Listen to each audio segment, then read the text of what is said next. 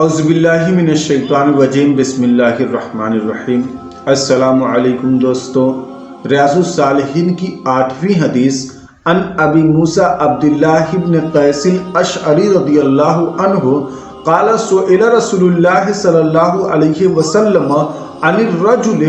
یقاتل شجاعتا ویقاتل حمیتا ویقاتل ریاء ایو ذالک فی سبیل اللہ فقال رسول اللہ صلی اللہ علیہ وسلم من قاتل لتکون کلمۃ اللہ ہی العلیٰ فہو فی سبیل اللہ، متفق علیہ۔ ترجمہ حضرت سیدنا ابو موسیٰ عبداللہ ابن قیس اشعری رضی اللہ تعالی عنہ سے مروی ہے کہ رسول اللہ صلی اللہ تعالی علیہ وسلم سے پوچھا گیا کہ ایک آدمی بہادری دکھانے کے لیے ایک قومی غیرت اور ایک ریاکاری کی غرض سے لڑتا ہے تو ان میں سے کون اللہ عز و جل کی راہ میں ہے؟ سرکار دو عالم صلی اللہ تعالی علیہ وسلم نے ارشاد فرمایا، جو اس غرض سے لڑے کہ اللہ عز و جل کا کلمہ بلند ہو تو وہی اللہ عز و جل کی راہ میں ہے۔ اس حدیث پاک سے معلوم ہوتا ہے کہ آپ صلی اللہ تعالی علیہ وسلم کو فصاحت و بلاغت کا اعلیٰ مرتبہ عطا کیا گیا کہ آپ صلی اللہ تعالی علیہ وسلم نے سوال کرنے والے کو اس کے سوال کے الفاظ سے ہٹ کر بہت جامع انداز میں جواب عطا فرمایا، کیونکہ غیظ و غضب اور حمیت یعنی شرم و غیرت کبھی اللہ عز و جل کے لیے ہوتی ہے تو کبھی دنیا کے لیے، اس لیے آپ صلی اللہ تعالی علیہ وسلم نے مختصر الفاظ میں جواب ارشاد فرمایا کہ جو دین اسلام کی سربلندی کے لیے لڑے وہ اللہ عز و جل کی راہ میں جہاد کرنے والا ہے۔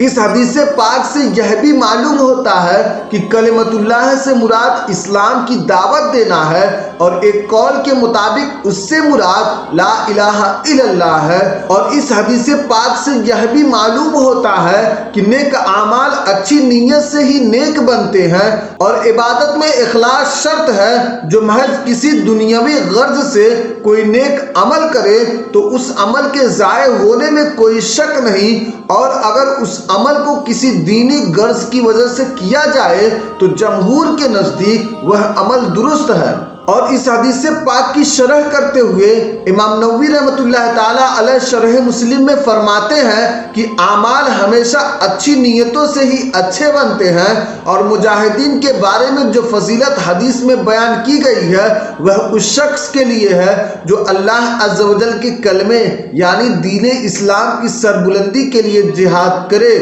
اور حضرت علامہ حافظ ابن حجر عسقلانی رحمۃ اللہ تعالی علیہ فتح الباری میں حدیث مذکور کے تحت فرماتے ہیں کہ یہ حدیث پاک مختلف الفاظ کے ساتھ مروی ہے، جن کا خلاصہ یہ ہے کہ جنگ کے 5 اسباب ہیں۔ پہلا مال غنیمت حاصل کرنے کے لیے، دوسرا بہادری ظاہر کرنے کے لیے، اور تیسرا دکھاوے کے لیے، اور چوتھا غیرت کی وجہ سے، اور پانچواں غصے کی وجہ سے۔ ان تمام میں سے ہر سبب اچھا بھی ہو سکتا ہے اور برا بھی، اگر یہ سب کام اللہ عز و جل کی رضا کے لیے کیا جائے تو اچھا ہے، اور اگر دنیاوی غرض کے لیے کیا جائے تو برا ہے۔ اسی لیے حدیث مذکور میں سائل کو ہاں یا نو کے ساتھ جواب نہیں دیا گیا۔ دوستو، اس حدیث پاک سے معلوم ہوتا ہے کہ نیت بدلنے سے احکام بدل جاتے ہیں۔ عمل کی اچھائی یا برائی نیت پر موقوف ہے، جیسا کہ سرکار دو عالم صلی اللہ تعالی علیہ وسلم کا ارشاد بھی ہے کہ انما الاعمال بالنیات۔ اور جو اللہ عز و جل کے دین کی سربلندی اور کفر کو مغلوب کرنے کی نیت سے جہاد کرے تو وہ اللہ عز و جل کی راہ کا مجاہد ہے، اور جو لوگوں میں مجاہد و بہادر مشہور ہونے یا اپنی واہ واہ کی خاطر یا صرف قومی غیرت کے لیے جہاد کرے تاکہ اس کے خاندان کا نام روشن ہو تو وہ مجاہد نہیں بلکہ ریاکار ہے۔ اور امام غزالی رحمۃ اللہ تعالی علیہ ریا اور اخلاص سے متعلق 7 روایات بیان کرتے ہیں۔ پہلی روایت یہ ہے کہ ریاکار کے 4 نام ہیں۔ بروز قیامت ریاکاروں کو یوں پکارا جائے گا، اے ریاکار، اے دھوکے باز، اے نقصان اٹھانے والے اور اے دغاباز، جا اور اپنا ثواب اسی سے لے جس کے لیے تو عمل کیا کرتا تھا۔ اور دوسری روایت ریاکار کی 3 نشانیاں ہیں، جیسا کہ حضرت علی رضی اللہ تعالی عنہ فرمایا کرتے تھے کہ ریاکار کی 3 نشانیاں ہیں۔ پہلا یہ کہ جب وہ تنہا ہوتا ہے تو عمل میں سستی کرتا ہے، دوسرا جب لوگوں میں ہوتا ہے تو خوشی خوشی عمل کرتا ہے، تیسرا تعریف کی جائے تو اس کا عمل بڑھ جاتا ہے اور جب برائی کیا جائے تو عمل کم کر دیتا ہے۔ اور تیسری روایت ریاکار اپنے رب سے مذاق کرتا ہے، جیسا کہ حضرت قتادہ رضی اللہ تعالی عنہ فرماتے ہیں کہ جب بندہ ریاکاری کرتا ہے تو اللہ عز و جل فرماتا ہے میرے بندے کو دیکھو مجھ سے مذاق کرتا ہے۔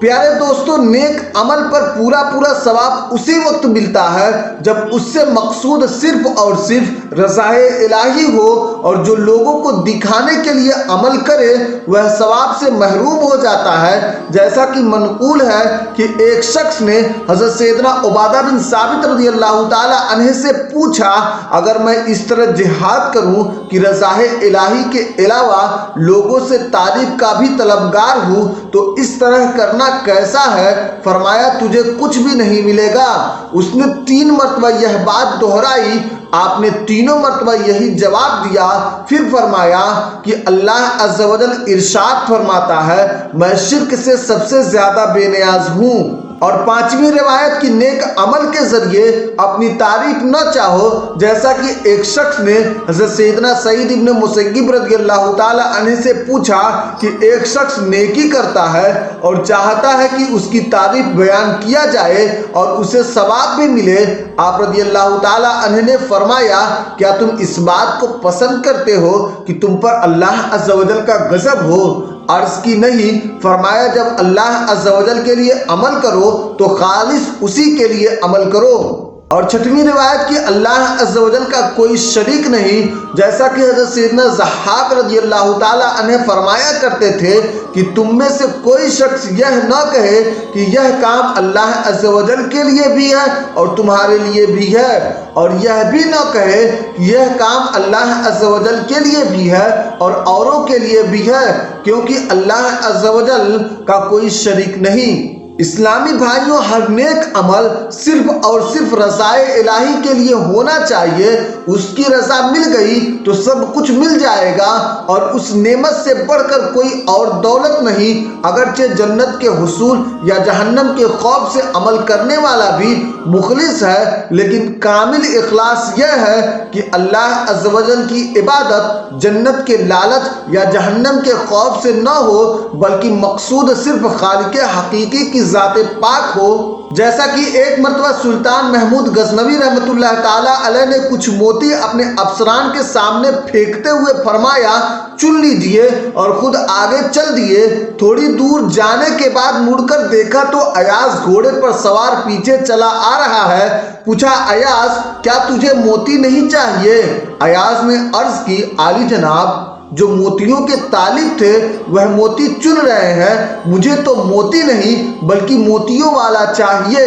اگر بندے کا عمل اس طریقے سے ہو کہ صرف اور صرف اللہ عز و جل کی رضا مقصود ہو تو اللہ تبارک و تعالیٰ اس کا اجر بہت زیادہ دے گا، اور ایسا اجر دے گا کہ بندہ سوچ نہیں سکتا کہ اللہ تبارک و تعالیٰ اس کو کس جگہ سے اجر دے رہا ہے۔ اور اس حدیث پاک سے یہ معلوم ہوتا ہے کہ عمل چاہے کتنا ہی اچھا ہو، اگر نیت خراب ہو تو ثواب نہیں ملتا، بلکہ بسا اوقات بہت اچھا عمل بھی نیت کی خرابی کی وجہ سے وبال بن جاتا ہے، جیسے صرف لوگوں کو دکھاوے کے لیے نماز پڑھنا اور رضا الہی کی نیت نہ ہو وغیرہ۔ اور رضا الہی کے لیے کفار کو اپنی شجاعت دکھانا، ان کے مقابلے میں اپنی شان و بہادری بیان کرنا عبادت ہے۔ خدمت دین کے ساتھ مال غنیمت کی نیت بھی ہونا نقصان دہ نہیں، مگر کمال اس میں ہے کہ خالص خدمت دین کی نیت ہو، غنیمت بلکہ جنت حاصل کرنے کا بھی ارادہ نہ ہو۔ اللہ عز و جل ہمیں اپنی دائمی رضا سے مالا مال فرمائے اور ہر عمل کامل اخلاص سے کرنے کی توفیق رفیق عطا فرمائے۔